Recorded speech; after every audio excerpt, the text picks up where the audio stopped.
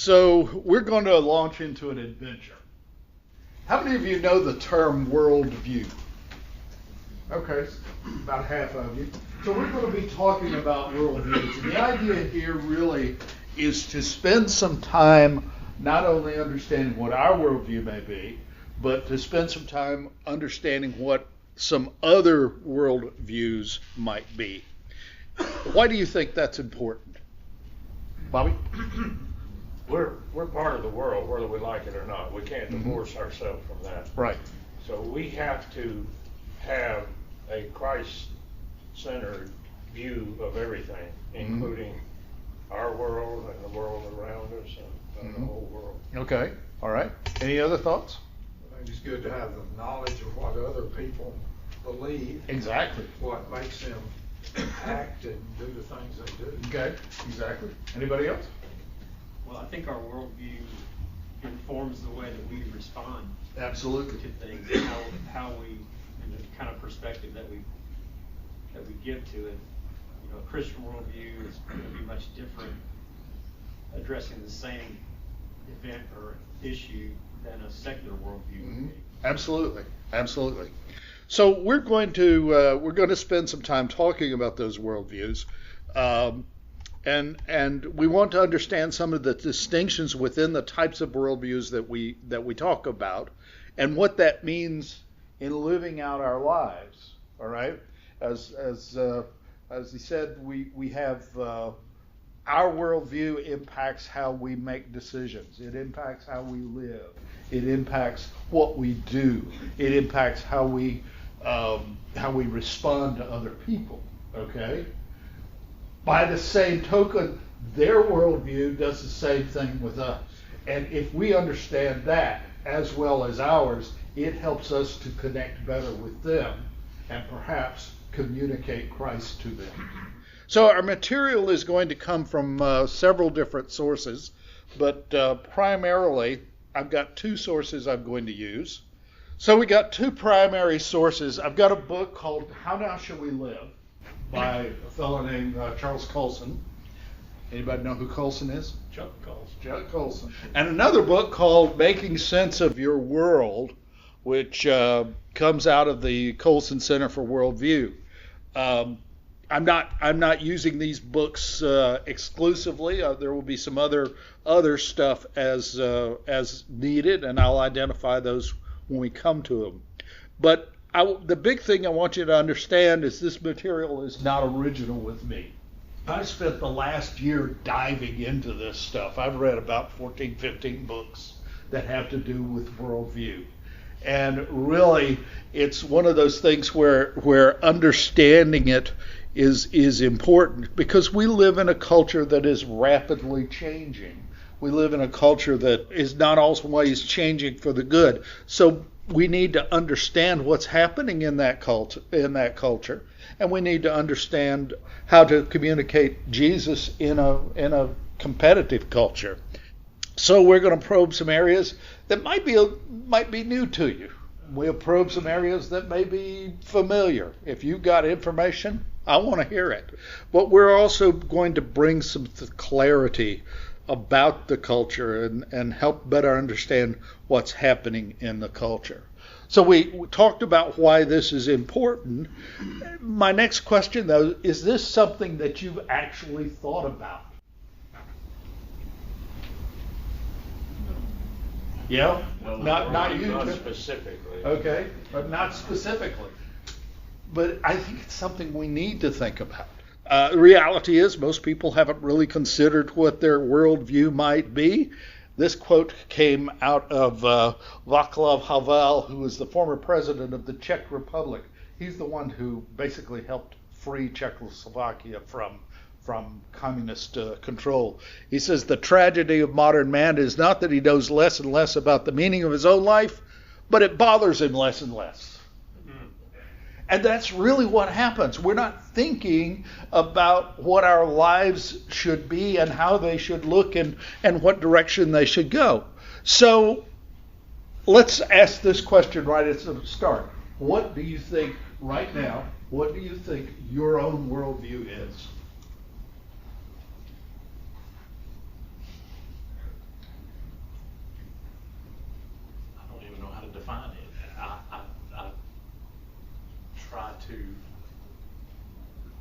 base my own actions and attitudes on the teaching in the Bible, and not necessarily, a quote for every situation, but it's a, principle of honesty and morality and treating people equally and fairly and things like that. That it just is. I'm not sure that's even the answer to the question. Okay, all right. It's a good answer, actually. It's a good answer because that's exactly that's exactly why we're having this class. Because I want you to be able to better define your worldview. Bobby? My worldview is really centered on the missionaries that I know. We've had people in China, so I know a little bit about that. We've got people in Ukraine and Lithuania, and my view of the world is kind of centered on what they're saying, and we're having trouble. We're trying to promote Jesus, and the culture just doesn't go for it. Anybody else? When I was working, I used to hear, we're born, we work, we die. And that was a worldview. Yeah, that is a worldview. You're right. You're exactly right. What changes that to me is the resurrection of Jesus Christ. Okay. Any other thoughts? Any other comments? Carol, go ahead. Worldview is that God created man, God created this earth, and he put me on this earth to worship and to serve him. So let me ask this question, even for those of you who have not answered the first one. Has your worldview ever changed? In what way has it changed? I see Debbie nodding her head. I went to Haiti. That changes your world. Okay, all right. It Okay. does, doesn't it? My son came back from living in China for a year. Mm-hmm. Very eye-opening. Of course, I went too, Mm-hmm. but not for a year. So if you looked around our country today, what do you think the predominant worldview is? Do what makes you feel good. Do what makes you feel good. Anybody else? Do your own thing. I'm sorry, John. Do your own thing. Do your own thing. Okay. It's okay to lie and deceive people just Okay. for your own benefit. Okay. All right. All right. Self-centered in general. Self-centered The world in general. revolves around me and what I Yeah, do. it's all about me. It's all about me. I'm my So- own truth, I'm my own God. Okay, I'm my own truth. I'm my own God. That is probably the most accurate description. But yeah, and it does ultimately revolve around me, all about me. We talked about worldview. How would you define the word worldview?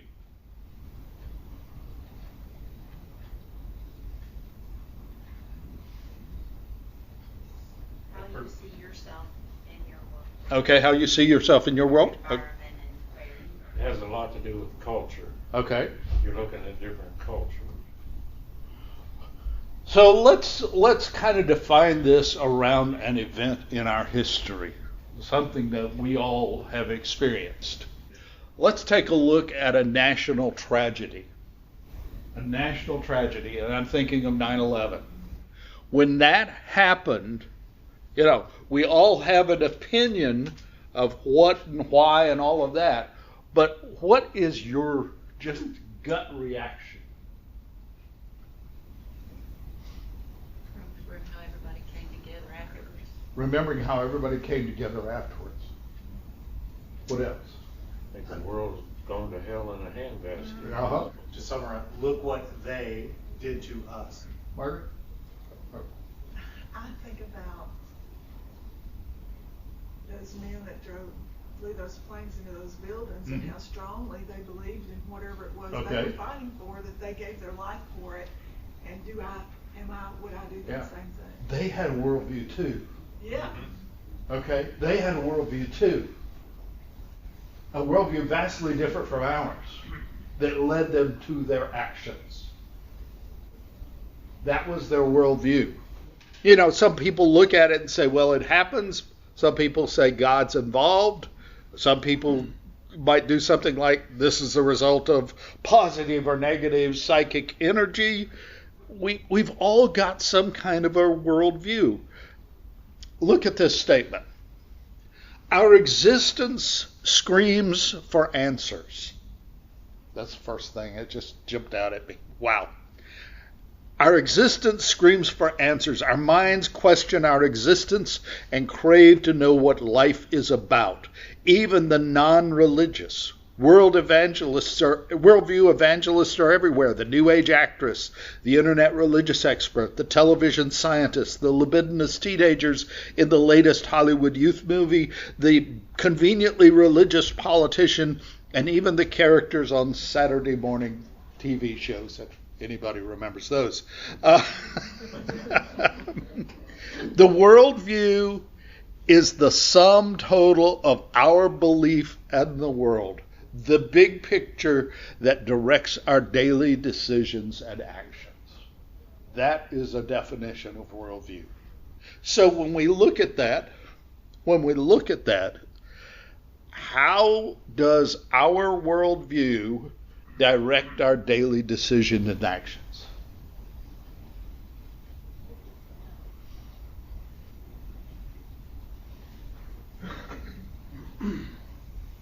Basically, you got to have a job and make money so you can survive and that kind of thing. Okay. That's one aspect. The fact that God created Earth and put me here for some reason. Okay. Means that I have to find that reason, and I have to care for my part of this world. That's part of it too for me. Okay. Anybody else? How does our worldview define our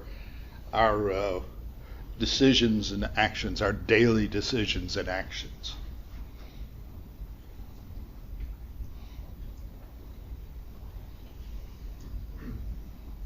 It certainly determines how we go about, our day. Okay. About how we think about the things around us, Okay. the world around us. Okay.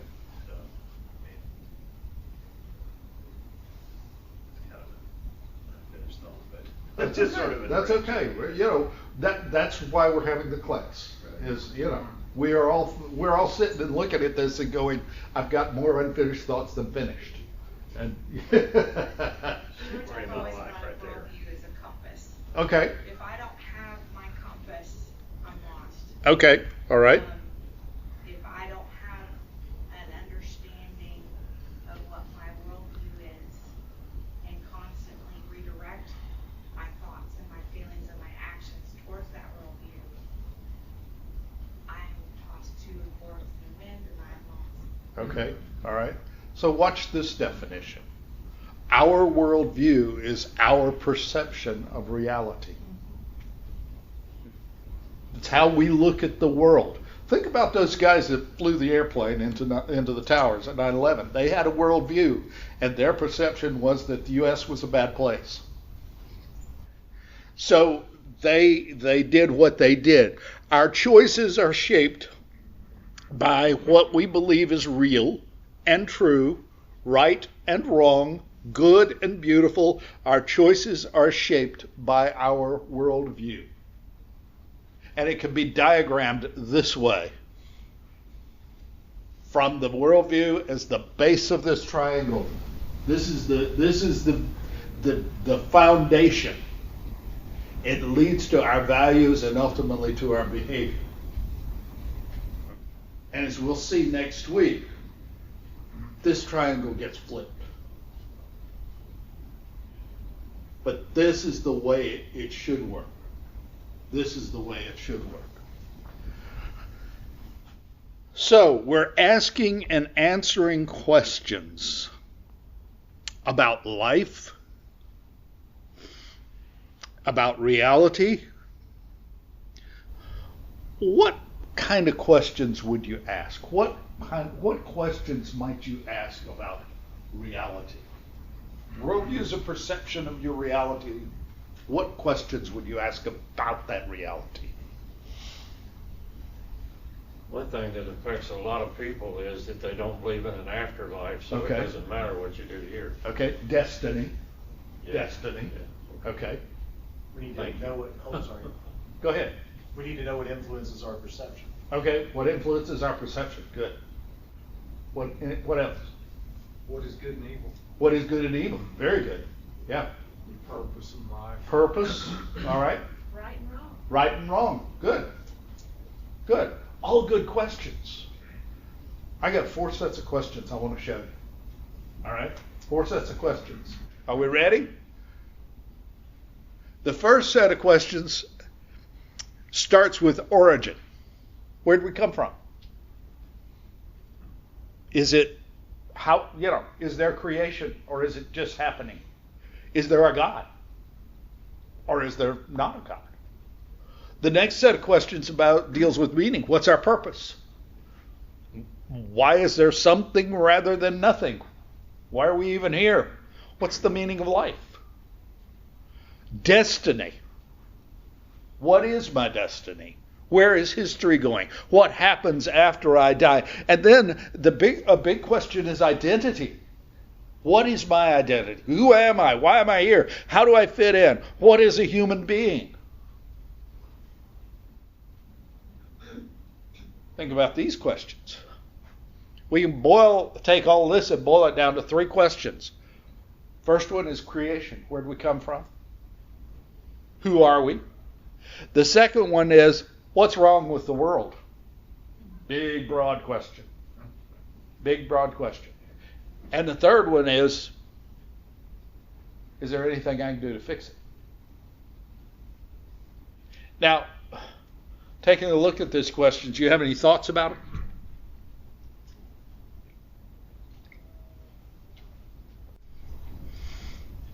Something you spend a lot of time thinking about, and I hear people saying, well, if you believe that everything just came from a big bang, you have to have more faith in that than you do actual creation. Okay. All right. Yeah. I think mankind has a lot of pride that informs a lot of wrong thinking about all 3 of those areas. Okay. All right. I agree. Totally. Yeah. Maybe another word to throw into pride is arrogance. Arrogance. Okay. All right. As I mentioned earlier, perspective is important, right? Yeah. So in reality, we've all asked ourselves these questions. Uh-huh. The answers that we have to these questions are what's different. Yeah. So we need to understand the psyche and what makes someone have to live a view. Yeah. And then we can address step by step where the disconnect is and why. That's exactly right. So when you look at these questions, can you think of other questions or other ways that people would talk about worldview?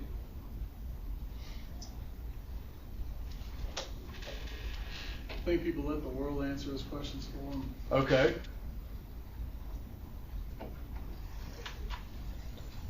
Any other thoughts? You can go on the internet and ask questions about worldview, and you don't have to use Chat AI. So I looked up other questions. These particular questions came from my sources, but check these questions out. What's good? What are your intrinsic values? Where do good and bad come from? And who deserves the good? And then, how can you be good or do good? When I was thinking about some of those other questions over there, I was thinking about people who say, this will benefit me if I steal this thing from somebody, and that affects, it's back to the me thing. Yeah, exactly. So check this one out. We got some big words on this one. Metaphysics. What exists? What is human nature? Psychology. All right. And then there's ethics. How should we act? And then there's epistemology. How do we know anything? And finally, theology or teleology. What's the point? Okay, what's the point?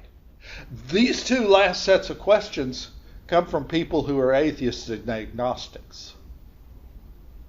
So when you look at those questions, you look at these 4 sets of questions, is there anything that jumps out at you about them?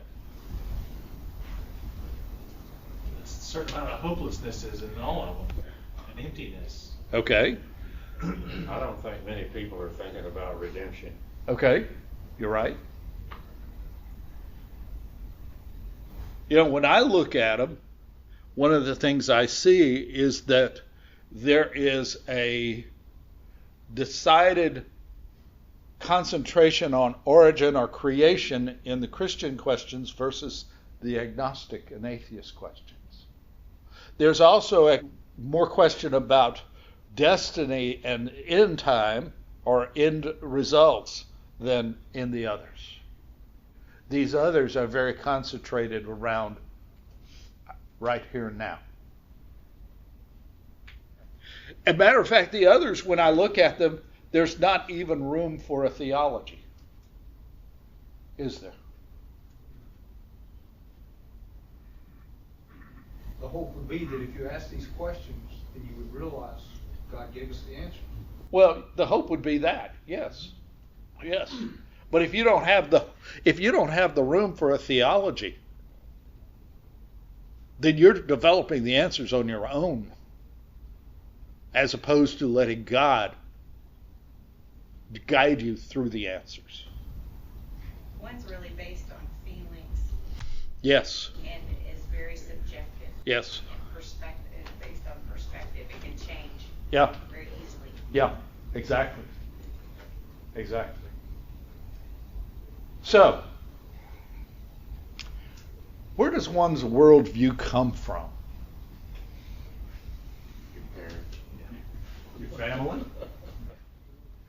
And actually, a lot of times that's where it at least starts. It's baked into our family experience. Any place else? Environment. Think about the world around you when you grew up. I'm a city guy, but I've spent a lot of time in little towns. Anybody grew up in a little town? Yeah, out in the country or something. You know, I think about the little town because my grandparents lived in a little community, and you know, we go visit, and you know, the community knew us, and you know, we get into trouble, they would hear about it. Not so much in a big city. Big city had a different feel to it, but that environment helps determine and helps shape the worldview that you ultimately develop in your life. So, where else do we get worldview? Your experiences. Good. All right. Education. All right. Media. Oh my goodness. It's piped into our homes, isn't it? It's piped into our homes. If we allow it. Yeah. Yeah. It's interesting how worldview tends to change, mentioning education. Yeah. Your first thoughts of worldview, obviously baked in through family and environment, but then as you disconnect from family and say go away to be educated in, say, college, a lot of times that's where people's worldview begins to change and go in different directions. It's their worldview, not the parents. Exactly. It becomes the professor's worldview, the college's worldview. And it does change. It does change. And that's a place where you start really having your own worldview. That's exactly right. So, yeah. And that's also a place where outside influences other than the control of family or the control of your environment at home or even the environment in your little town begin to invade your thoughts. Another quote here for you. Let's imagine something that seems harmless on the surface. A few minutes of watching television, flipping channels, listening to the radio, casually breezing through YouTube. Within a matter of minutes or even seconds, you can sometimes get several dozen blasts of completely different worldviews.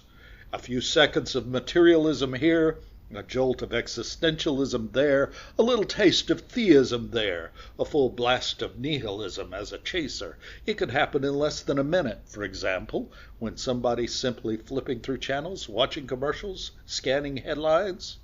this can all be fired at us in high speed. So it all comes down to, how does that affect us? We want to fit in. Yeah, we want to fit in. And particularly when we are at the age where the worldview is being developed, we really want to fit in. We really want to fit in. So our kids and our grandkids are in the place of, we want to fit in. So mentally we begin maybe adopting some of this. It affects us emotionally because it's kind of a turmoil, because it's a conflict. It's a conflict. Unless we're on guard and know how to spot them, we can absorb all of these unconsciously. We don't usually have time to really digest or process them. We move on, ingesting more. In other words, we're not really thinking about what we're seeing, what's influencing us, what's bothering us. Okay? So, how do you react to that? Anybody ever notice this as you flip through the channels or page through the newspaper? Or I see it now. No, because you don't think about it. Yeah. You just scan the headlines. And, that looks kind of interesting. Why do they do that? Yeah. Then you might read part of that one, and you go to the next one, and it's high speed. Yeah. Yeah. And it's thrown at us constantly. Constantly. Yeah. We're feeding our bodies, right? Chemicals, The same chemicals are released if we read a headline or a tweet, Yeah. we'll say, Yeah. right? If it's positive or negative, we are feeding our own energy. Right. Right. And for me, I'd say, honestly, it's hard not to react negatively when something opposes my worldview. I get frustrated. Why do they believe this? And there's fewer and fewer conversations in the workplace or wherever amongst friends, especially I work with younger people in general.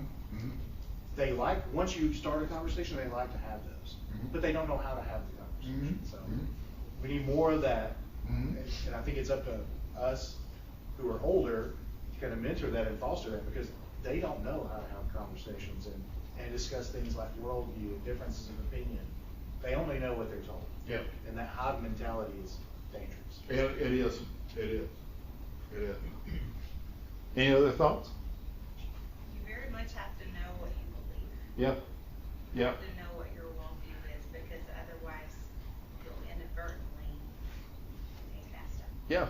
And the thing is, you may not even realize there's a contradiction until it just slaps you flat in the face. Obvious lies. On television. Oh, yeah. Yeah. People are always wanting to influence you. That's the thing about these podcasts, even these funny reels that are always on all of those have some direction that they're pointing, trying to influence you to do this or that. Yeah, exactly. Exactly. So, let's talk about what we're going to be doing as we move forward in this class. Okay? We got to wrap this up here. Starting next week, we're going to start walking through the various types of worldviews. What do they look like? What do they believe? How do those people who hold those worldviews respond to the world? Our goal is to understand your own worldview well enough that you can explain it to somebody. But you got to be able to explain it to yourself first. Decide what it is. Yeah, you gotta look at your worldview and decide, and understand the other worldviews so that you can engage those who hold them with the truth of the gospel. When you've got an understanding of your own worldview, then you can counteract another worldview. All right. I've got two theme scriptures. These are the ones I want to keep in front of you. First, from James 1. If you need wisdom, and we all need wisdom. If you need wisdom, ask our generous God, and He will give it to you. He'll help you through this worldview thing. He will not rebuke you for asking, but when you ask Him, be sure that your faith is in God alone. Do not waver, for a person with divided loyalty is as unsettled as a wave of the sea that is blown and tossed by the wind. And worldviews are very much culture driven. All right? So they bounce back and forth.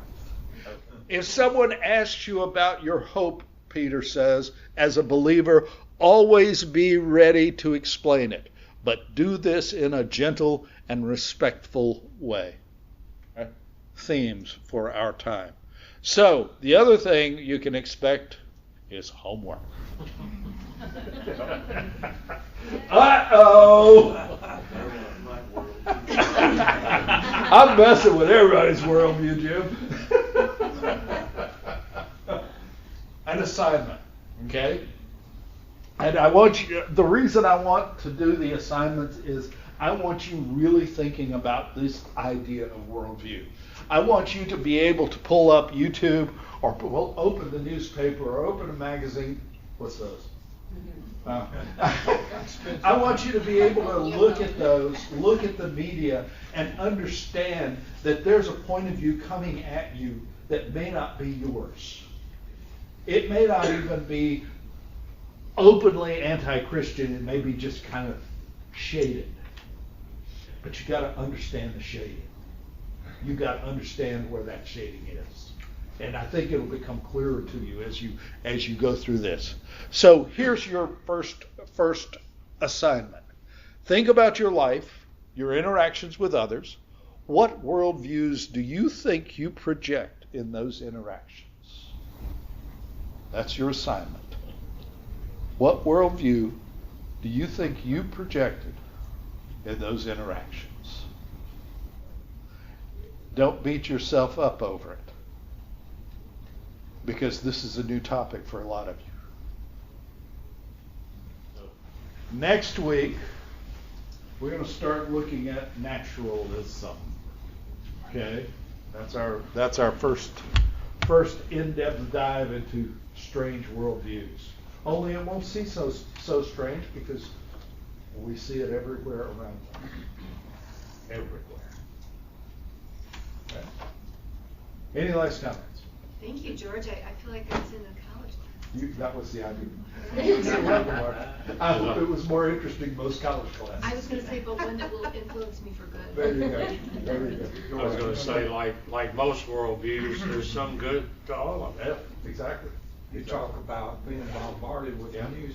One thing I notice is that we're bombarded with this partial truths or half-truths, which actually change the whole narrative. Oh yeah, yeah. And that's part of a worldview. That's part of a Politicians are worldview. good at that. Oh yeah, great. They're the best. That's part of a worldview. It's there. Let's close in prayer. Father, we're challenged today to think about how you want us to think about the world, how you want us to respond to the world around us. Father, we're challenged to understand what your desire for us is, how you want us to react. Father, help us as we navigate these waters. Give us the wisdom we need to understand what the worldview is that belongs to you, how you see us, how you see the world. Help us to project that to the world around us. Father, guide us. As I've asked, give us wisdom. Father, give us patience as we seek to understand. And Father, thank you for giving us the opportunity just to open our hearts to this subject. Forgive us when we project a worldview that doesn't look like yours. Thank you for that forgiveness. Thank you for Jesus. We ask this all in his name. Amen.